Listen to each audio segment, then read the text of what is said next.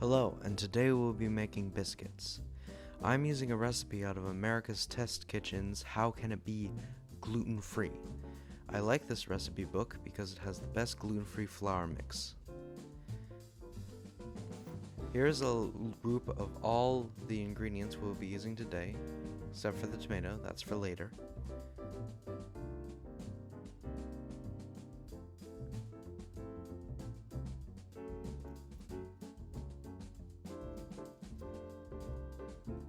Another good kitchen tip is if you don't have any fresh eggs on hand, just use an eggplant. It can easily be separated into an egg and a plant, you just need to scare it. Boo! There you go, might have missed it. Now it's an egg and a plant individually. You don't need the plant, you just need the egg. Our stirring vessel of choice today will be the stand mix. First we're going to add 2 cups of flour, then 4 teaspoons of baking powder, then 1 of baking soda, then 1 of psyllium husk, then a teaspoon of sugar, then a half teaspoon of salt.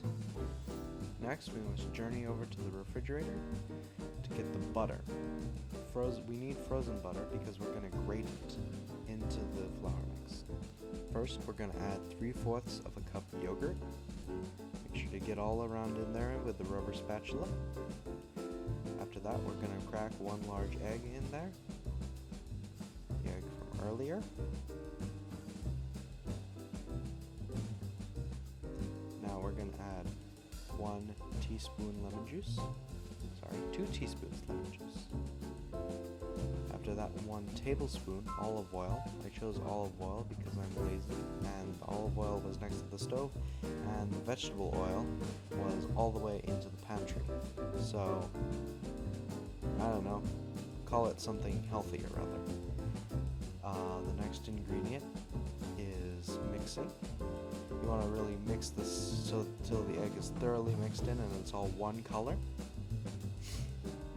The oil also has to be mixed in.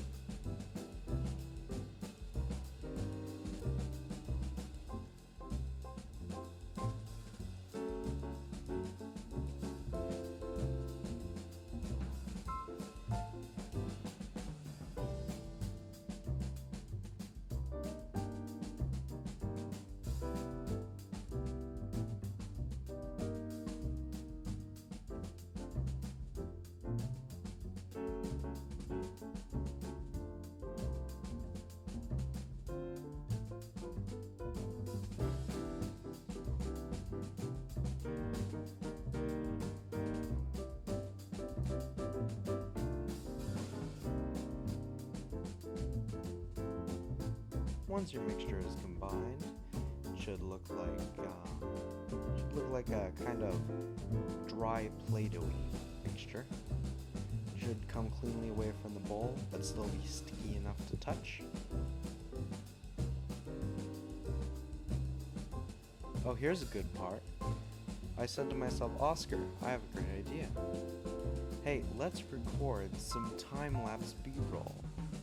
You know, we'll get to see some time-lapse, get to see the dough rise, and then I looked at the time-lapse and realized it's gluten-free, so it's not going to rise that much, and it's a biscuit, so it's not going to rise that much.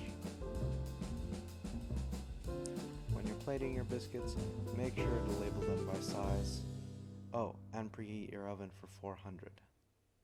Should have told you that before. Alright, now let's slide these puppies in. Don't burn yourself on the oven door.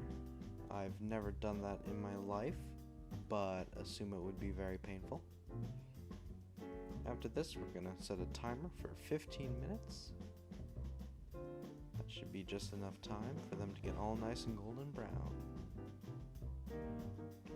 Alright, and here we have our nice pile of 5 well done biscuits.